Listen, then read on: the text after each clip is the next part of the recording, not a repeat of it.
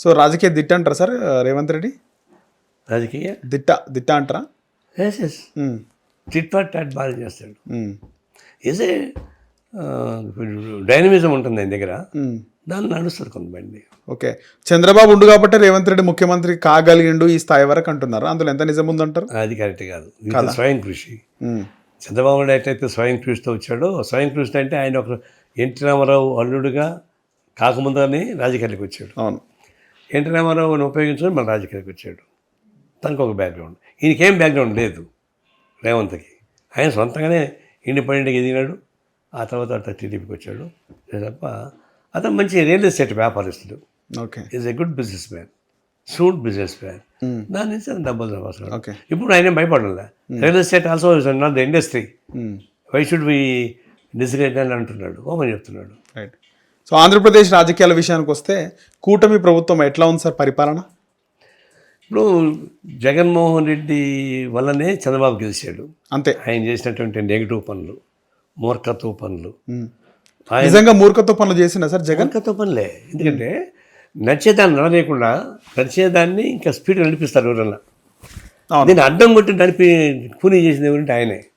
లేకపోతే అమరావతి దాన్ని మంచిగా నడిచేదాన్ని దాన్ని 3 ముక్కలు చేసి గడ్డి పొరకలు చేసి డెవలప్మెంట్ ఆపేసాడు. అంటే కమ్మ సామాజిక వర్గం అంతా అమరావతిలో పెట్టుబడులు. ఇప్పుడు అక్కడ రెడ్డిస్ ఉన్నారు, కమ్మ చదివారు. నువ్వు క్యాస్ట్ చూసి ఒక ఏరియా చెప్పలేరు మీరు. ఒకసారి కాన్సన్ట్రేషన్ ఉండొచ్చు, డామినేషన్ ఉండొచ్చు. ఆడ కూడా ప్రతి గ్రామంలో కమ్మాస్ మెజారిటీ కాదు కాబట్టి డామినేటింగ్ ఫిగర్స్ ఉంటారు. ప్రతి ఊళ్ళో రెడ్డిస్ మెజారిటీ కాదు కానీ డామినేటింగ్ ఫిగర్స్ ఉంటారు.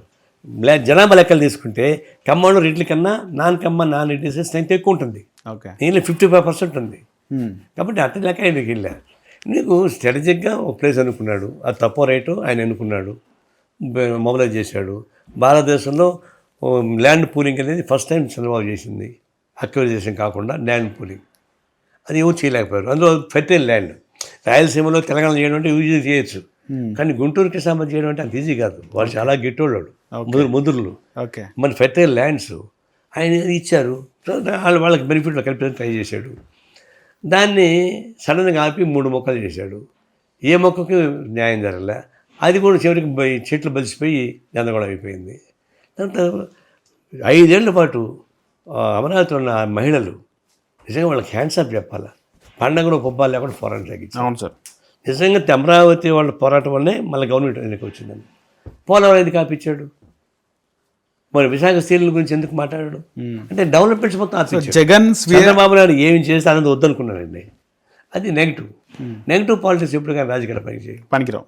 మళ్ళీ అందువల్ల ఆ దెబ్బతో ఇక ఉండకూడదని చెప్పేసి అనామకుడు గెలిపించేశారు చంద్రబాబుకి.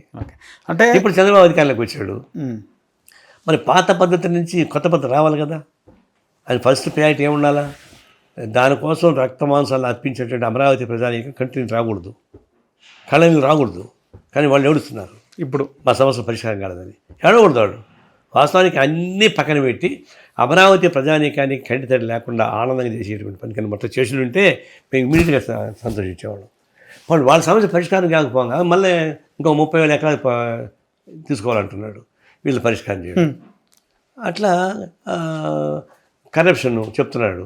ఒక్క మాట చెప్పాలంటే జగన్మోహన్ రెడ్డి ఇడిచిపెట్టిన చెప్పులు ఇంటి కాళ్ళు పెట్టి నడుస్తున్నాడు అంతే. ఎక్కడ మార్పులే లేవు. పైన అంత చెప్పినా కూడా కింద అంతా మామూలే. తర్వాత వైసీపీలో ఎవరైతే కాంట్రాక్ట్ వస్తున్నారో అదే కాంట్రాక్ట్ ఏదైతే ఉన్నారు. వైసీపీలో ఎవరైతే ముఖ్యమైన ఆఫీసర్ ఉన్నారో అదే ఆఫీసర్ మీద సేమ్ వాళ్ళకే. ఏం మారలే, మొక్కలు బాగానే తప్ప ఏం మార్పు ఉంటుంది? ప్రయారిటీ మొత్తం ఏముంటుంది? ప్రయారిటీ రైతులకు రామదాయకుండా ఏమని అంటాడు, కార్పొరేట్ అంటాడు, ఇంకొకటి అంటాడు. వాళ్ళు బిజీ తిరుగుతాడు విశాఖపట్నం చుట్టూ. తిరుగు పరిశ్రమ చేయాల్సిందే. First priority must be given here. అందుకని గాలియర్ నగర్, విలుగొండ ఇవన్నీ పెండింగ్లో ఉన్నాయి. అవంతా 100 కోట్ల రూపాయలు ఖర్చు అయిపోతాయి. 80,000 కోట్ల రూపాయలకు ప్లాన్ చేసి మనకి చర్ల పోలవరం అంటే ఎవడు ఒప్పుకుంటాడు? అందువల్ల అలివి కాని పనుల కోసం కాన్సన్ట్రేట్ చేస్తున్నాడు. అలివయ్యే పనులకు ప్రయారిటీ తగ్గుతాం. చివరిగా పవన్ కళ్యాణ్ గురించి ఏం చెప్తారు సార్? పవన్ కళ్యాణ్ గతంలో చెగువర లెఫ్టిస్ట్గా ఉన్నారు. జనసేన పార్టీ కలర్ కూడా కమ్యూనిస్ట్ కలరే, ఇప్పుడు సనాతన ధర్మం అంటున్నాడు. ఏమంటారు? ఊసరవెల్లి పవన్ కళ్యాణ్ అంతే. ఊసరవెల్లి ఊసరవెల్లి మీరు గతంలో చాలా చేయమని చేస్తా కావాలంటే గతంలో చాలా టైం వేస్తుంది కింద. గతంలో చాలా అభిమానించారు, లైక్ చేసినారు పవన్ అదే కళ్యాణ్. చెప్తున్నా, ఆయన ఫస్ట్ చేకవరి డ్రెస్తోనే కాకుండా లెఫ్ట్ ఐడియాస్ ఉండేవి, లైబ్రరీ లెఫ్ట్ బుక్స్ ఉండేవి, నాకు కూడా తెలుసు, నేను కూడా చూసాను బాగా. ప్రోగ్రెసివ్ ఐడియాలజీలో చిరంజీవి కన్నా ఆయన బెటరు. ప్రోగ్రెసివ్ ఐడియాలజీలో ఓకే. స్టేబిలిటీ తర్వాత సినిమాలో చెప్తా. ఆయన అంటే ఆయన రాజకీయానికి వచ్చాడు, లెఫ్ట్ కూడా కలిసి పనిచేసి ట్రై చేశాడు, కుదరలేదు.